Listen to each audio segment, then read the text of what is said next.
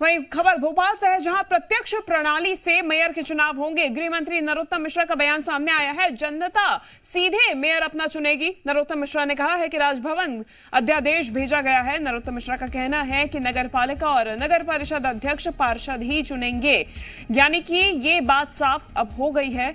अध्यादेश भेज दिया गया है। नरोत्तम मिश्रा गृह मंत्री है मध्य प्रदेश के। इनका बयान सामने आ गया है। इनका कहना है कि प्रत्यक्ष प्रणाली से ही मेयर के चुनाव होंगे, यानी कि जनता सीधे अपना मेयर चुन सकेगी। लेकिन इसके अलावा राजभवन में अध्यादेश भेज दिया गया है। इसके अलावा नगर पालिका और नगर परिषद अध्यक्ष पार्षद ही चुनेंगे, लेकिन मेयर प्रत्यक्ष प्रणाली से मेयर का चुनाव होगा। ये बात साफ नरोत्तम मिश्रा की तरफ से कर दी गई है। लेकिन इसके लिए अभी राजभवन अध्यादेश भेजा गया है। वहां से पारित होने के बाद ये बात साफ हो जाएगी। आकाश लगातार हमारे साथ जुड़े हुए हैं। आकाश, जैसे कि हम देख रहे हैं कि प्रत्यक्ष प्रणाली से मेयर का चुनाव कराने पर सरकार का लगातार जोर बना रहा है, और जैसे कि आप जिक्र कर रहे थे कि राजभवन भी इस अध्यादेश को भेज दिया गया है। नरोत्तम मिश्रा का भी अब बयान सामने आ गया है। लेकिन इसमें एक बात यह भी है कि नगर पालिका और नगर परिषद अध्यक्ष के चुनाव पार्षद ही करेंगे।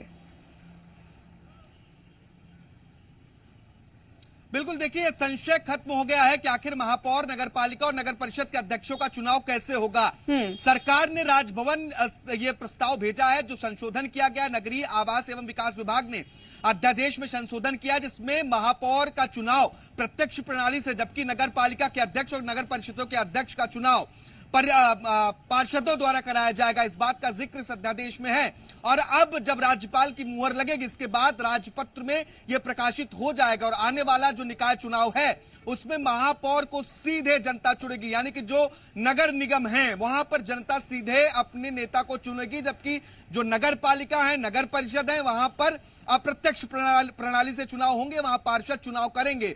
आज ये चर्चा मुख्यमंत्री शिवराज सिंह चौहान ने भी राजभवन में की है। गृह मंत्री ने जानकारी दी है कि प्रस्ताव भेज दिया गया है। देखिए, जब कमलनाथ की सरकार मध्य प्रदेश में बनी थी तो कमलनाथ की सरकार ने संशोधन किया था, और ये प्रस्ताव लाया गया था कि जो महापौर के चुनाव होंगे वो प्रत्यक्ष की बजाय अप्रत्यक्ष प्रणाली से होंगे।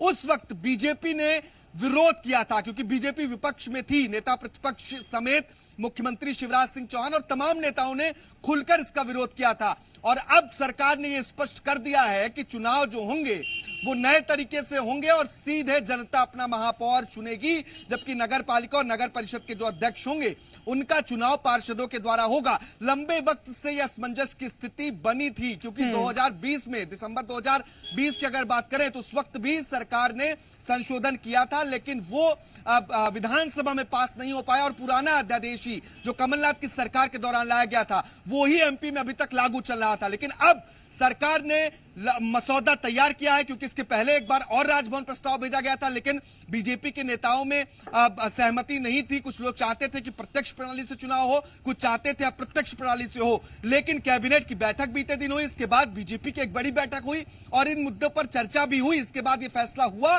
कि महापौर का चुनाव प्रत्यक्ष प्रणाली से कराया जाएगा। और अब राजभवन ये प्रस्ताव पहुंच चुका है। जल्द ही राज्यपाल की मंजूरी के बाद राजपत्र में यह प्रकाशित होगा, और जो चुनाव होंगे आने वाले, वो उसमें महापौर को सीधे आम जनता चुन सकेगी। क्योंकि शिवराज सरकार ये शुरू से ही इस बात की पक्षधर रही है कि सीधे जनता अपने प्रतिनिधि को चुने।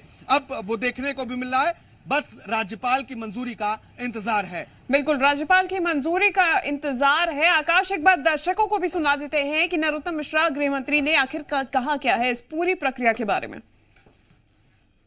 आलोचना जब गुण दोष के आधार पर होती है तो अच्छी लगती है, पर पूर्वाग्रह से पीड़ित होकर जब व्यक्ति आलोचना करता है तो प्रदेश इसको समझता है, और उसका फिर परिणाम ये लोग भोगते भी हैं।